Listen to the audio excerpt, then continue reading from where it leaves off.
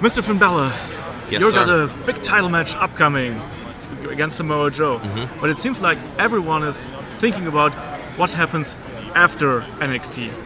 So when can we expect you to see at Raw, whatever? Obviously, coming to WWE, the main objective for me was to be on Raw, to be on SmackDown, and to be on WrestleMania.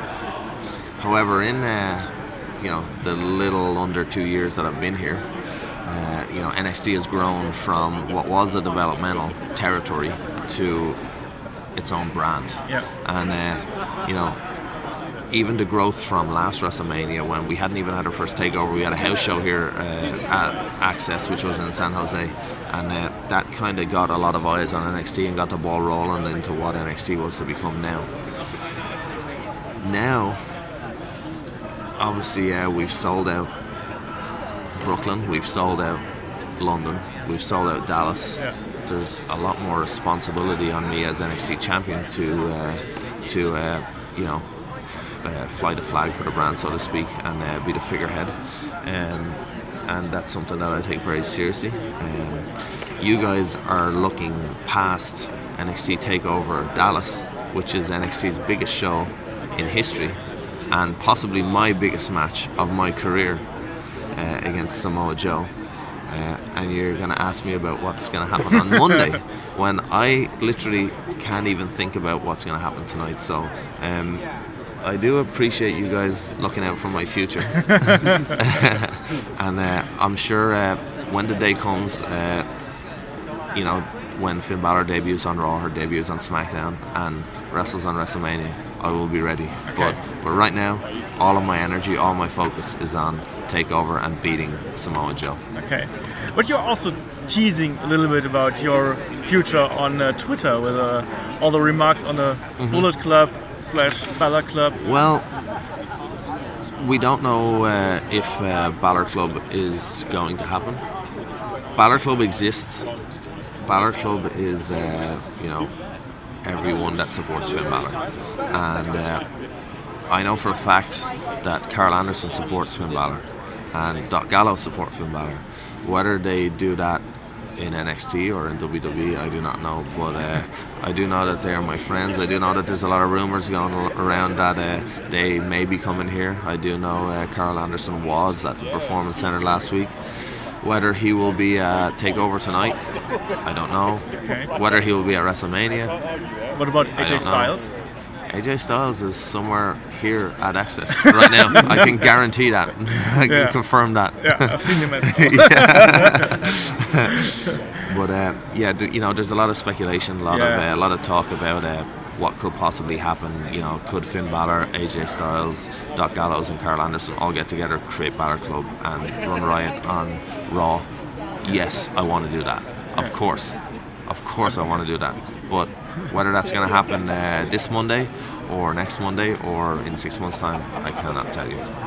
But you like poking the fans a little bit on Twitter. Well, I'm just suggesting. Okay. Yeah. Hopefully my suggestions can create enough positivity in the universe that it will influence the WWE universe, and we can actually create like our own storyline. Okay. That's basically my goal. Okay. Is the big factor that a wrestler can learn in Japan that can't be learned anywhere else? I think the main thing, I can't speak for everyone, but for myself, the main thing that I learned in Japan was respect. And just having that respect for what we do, for the people around us, for our business, and how seriously we take it is what I learned in Japan. And everything else stems from that respect. Your hard work, your dedication, your in-ring training, your out-of-ring training. It all stems from that, having that respect for what you're doing and the people around you. So that's what I learned in Japan. Obviously, travel broadens the mind, and being able to travel in this business and broaden your mind in this business. Like, I was very lucky to have started in the UK and learned catch as catch can UK style. You know, done a short stint here in America, which people kind of forget about, before I went to Japan. Spent 8 years in Japan that I loved. You know, got to go to Mexico twice, you know, for 4 weeks at a time, and you know, travel broadens the mind, and taking all those elements of those different places and kind of putting them into one kind of hybrid style was what helped me develop. And I'm sure people see that that's what's helping a lot of wrestlers, like, you know, Sami Zayn, Kevin Owens, have all kind of been had the same route as me, and going forward looking at, you know, Zack Sabre Jr., Noam Dar, and, you know, the cruiserweight tournament that's coming up soon. You know, it's going to really open people's mind to there's a huge like wrestling world out there outside the WWE universe that we can take people from and you know, groom and turn into global superstars. Yeah.